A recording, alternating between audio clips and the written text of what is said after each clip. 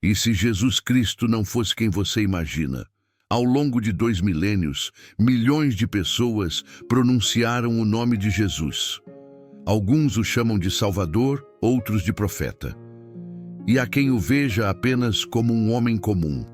Mas quem foi de fato esse personagem que dividiu a história ao meio? Nascido em uma pequena vila da Galileia, Jesus não veio ao mundo cercado por riquezas ou títulos. Não havia exércitos, coroas ou palácios. Havia silêncio, um estábulo e, segundo relatos, uma estrela guiando viajantes de terras distantes. Enquanto impérios erguiam monumentos para seus líderes, a vida de Jesus começava em humildade absoluta. E é justamente aí que reside o primeiro mistério. Como alguém com origem tão simples pôde transformar civilizações inteiras. Não foram apenas palavras bonitas.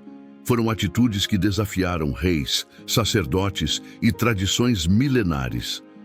Sua presença era tão intensa que multidões se reuniam apenas para ouvi-lo. Autoridades religiosas se incomodavam, governantes se sentiam ameaçados. Nesta jornada, juntos, vamos explorar a história de Jesus como você nunca viu, revelando os bastidores históricos, os choques culturais e os momentos que mudaram o rumo da humanidade. Prepare-se, a narrativa que você conhece pode ser apenas a superfície. Poucos sabem o que aconteceu entre o nascimento de Jesus e o início de sua missão. Os evangelhos silenciam quase completamente sobre sua infância. Mas esse silêncio talvez diga mais do que parece. Crescendo em Nazaré, uma vila esquecida pelo império, Jesus vivia entre carpinteiros, agricultores e comerciantes. A rotina era simples, mas o olhar do menino não era comum. Dizem que ele observava o mundo como quem escutava algo que os outros não conseguiam ouvir. Aos 12 anos, durante uma viagem a Jerusalém, Jesus desapareceu por 3 dias. Quando seus pais o encontraram, estava sentado entre os mestres do templo, questionando-os, não com arrogância, mas com uma sabedoria que desconcertava até os mais velhos. Como um garoto de aldeia poderia compreender mistérios que nem os sacerdotes conseguiam explicar? Alguns acreditam que durante os anos seguintes, Jesus viajou. Outros dizem que se isolou em meditação profunda, aprendendo sobre o espírito humano e sua ligação com o divino. O certo é que, quando retornou, já não era o mesmo jovem de Nazaré. Trazia no olhar a serenidade de quem conhecia seu destino e o peso de quem sabia o que estava por vir. Algo estava prestes a acontecer, e o mundo ainda não estava pronto para isso. O sol queimava sobre o deserto da Judeia quando um homem vestido com peles de camelo gritava às margens do rio Jordão: "Arrependei-vos, pois o reino dos céus está próximo." Seu nome era João, e ele anunciava que outro viria, alguém muito maior. Quando Jesus apareceu entre a multidão, João o reconheceu. As águas calaram, os pássaros silenciaram. E ao ser batizado, dizem que o céu se abriu. Uma voz ecoou sobre o rio: "Este é o meu filho amado, em quem me agrado." A partir desse momento, nada seria igual. Jesus caminhou pelos vilarejos, falando com pescadores, cobradores de impostos, mulheres esquecidas pela sociedade. Ele não buscava templos, buscava corações. Suas palavras eram simples, mas cortavam como espadas. Quem quiser ser o maior, que seja o servo de todos. Em poucos dias, multidões começaram a segui-lo. Curiosos, doentes, incrédulos, todos queriam ver quem era aquele homem capaz de curar com um toque e perdoar com um olhar. E é aqui que eu te pergunto: o que você faria se vivesse naquela época? Seguiria Jesus pelas estradas empoeiradas da Galileia? Ou duvidaria como tantos outros? Deixe sua opinião nos comentários. E se essa história te toca, compartilhe com alguém que também precisa ouvi-la. Porque o verdadeiro milagre talvez seja acreditar. As multidões o seguiam, mas o poder o observava. Fariseus, saduceus e escribas, todos tentavam entender como um carpinteiro sem formação havia conquistado o povo com simples parábolas. Jesus falava de um reino invisível, onde os últimos seriam os primeiros.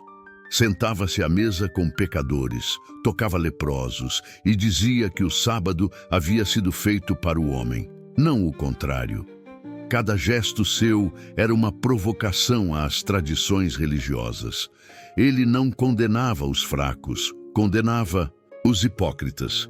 Chamava os líderes de sepulcros caiados, belos por fora, mas cheios de corrupção por dentro.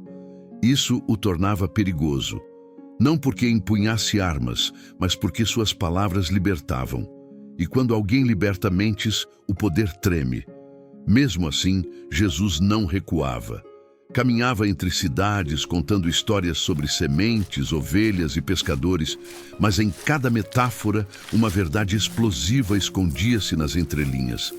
O povo o chamava de mestre, os líderes o chamavam de ameaça.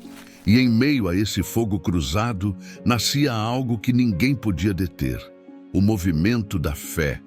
Mas quanto mais ele falava, mais o ódio crescia nas sombras. E a conspiração começava a se formar.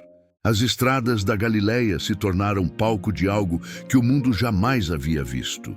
Cegos voltavam a enxergar, paralíticos andavam e até o vento obedecia à sua voz. A notícia se espalhava como fogo em palha seca. O homem de Nazaré cura com as mãos. Mas cada milagre tinha um propósito. Jesus nunca buscava aplausos. Olhava para os curados e dizia: "Tua fé te salvou." Como se o verdadeiro poder não estivesse nele, mas no despertar de cada pessoa. Ainda assim, as multidões cresciam. Homens, mulheres e até soldados romanos se misturavam para vê-lo. E onde ele passava, as autoridades ficavam inquietas. "Se continuar assim", diziam os sacerdotes, "todo o povo irá atrás dele." Mas a fama é uma espada de dois gumes. Quanto mais o amavam, mais o vigiavam. E até entre seus discípulos surgiam dúvidas, medo e ambição. Jesus sabia e, em silêncio, aceitava o peso da missão. Sabia que a mesma multidão que hoje o aplaudia, um dia gritaria contra ele. E mesmo assim, continuava. Porque o amor verdadeiro não desiste, mesmo quando sabe que vai doer. Em Betânia, uma vila silenciosa nas colinas, vivia um homem chamado Lázaro, amigo próximo de Jesus. Quando ele adoeceu, mandaram buscá-lo às pressas. Mas Jesus não correu. Disse apenas: "Essa doença não é para a morte, mas para a glória de Deus." 4 dias depois, o corpo já cheirava. As pessoas choravam, inconformadas. E quando Jesus chegou, Marta o confrontou com lágrimas nos olhos. "Se estivesses aqui, meu irmão não teria morrido." Jesus se comoveu. E diante do túmulo, simplesmente disse: "Lázaro, vem para fora."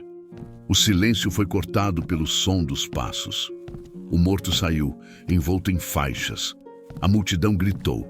Uns caíram de joelhos. Outros fugiram apavorados. E foi nesse momento que os poderosos decidiram: ele precisava morrer. Porque quem domina até a morte ameaça todo o império. Agora pense, se você tivesse presenciado esse milagre, o que sentiria? Medo, fé ou dúvida? Comente aí. Você acredita que milagres como esse ainda podem acontecer hoje? O eco daquela voz, "Lázaro, vem para fora", ainda atravessa os séculos e talvez hoje esteja chamando cada um de nós a sair da nossa própria escuridão. As ruas de Jerusalém se encheram de vozes e ramos de palmeiras. "Hosana, bendito o que vem em nome do Senhor", gritavam. Jesus, montado num jumentinho, seguia em silêncio. Nenhum trono o esperava, apenas o destino que já conhecia. Enquanto o povo o aclamava como rei, os líderes tramavam sua queda. Dentro dos muros dourados do templo, o medo crescia. Se não o detivermos, os romanos virão e tomarão tudo. E entre os 12 que o acompanhavam, um olhar se desviava. Judas, inquieto, observava o ouro dos sacerdotes com mais atenção do que as palavras do mestre. Mesmo assim, Jesus seguia ensinando. Falava sobre amor, perdão e sobre um reino que não era deste mundo. Chorou ao ver Jerusalém, dizendo: quantas vezes quis reunir teus filhos como a galinha reúne os pintinhos debaixo das asas, mas tu não quiseste. Ele sabia, o mesmo povo que agora o exaltava em breve gritaria por sua morte.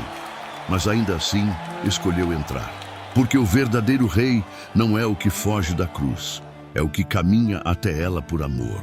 A sala estava em penumbra. As chamas das lamparinas tremulavam sobre os rostos dos discípulos.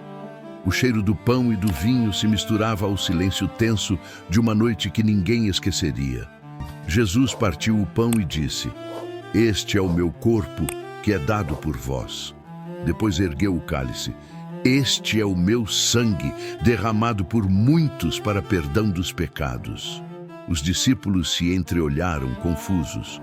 O mestre falava com serenidade, mas havia tristeza em seus olhos. Então ele disse: um de vós me trairá. O silêncio se tornou insuportável. Judas desviou o olhar. Pedro se encheu de medo. Ninguém queria acreditar. Após o cântico final, eles seguiram para o Monte das Oliveiras. Lá, Jesus se afastou e orou: Pai, se for possível, afasta de mim este cálice, mas que não seja feita a minha vontade, e sim a tua. Enquanto ele chorava, gotas de suor misturadas com sangue caíam ao chão. Ao longe, tochas se aproximavam. O som de passos e espadas ecoava entre as oliveiras. A noite havia começado, e com ela o fim. Judas se aproximou com um beijo. Era o sinal combinado. Os soldados avançaram e o prenderam. Pedro tentou reagir, mas Jesus o conteve. Guarda a tua espada. Quem com ferro fere, com ferro será ferido.